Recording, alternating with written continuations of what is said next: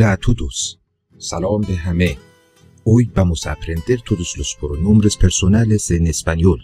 Los pronombres personales nos ayudan a referirnos a personas sin tener que repetir sus nombres. Los pronombres personales en español son yo, man, tú, تو، él, او مذکر، ella، او مؤنث، nosotros، ما مذکر، nosotras، ما مؤنث، vosotros، شما مذکر و غیر رسمی، vosotras، شما مؤنث و غیر رسمی، ellos، ellas، usted y ustedes.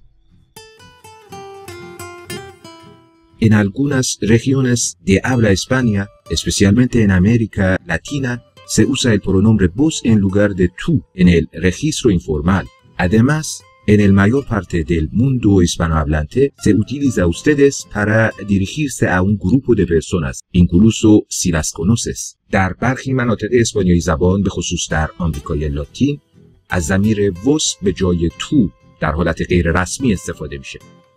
همچنین در بیشتر مناطق اسپانیایی زبان از ustedes برای خطاب دادن گروهی از افراد استفاده میشه، حتی اگر اونها رو بشناسید. Los ejemplos.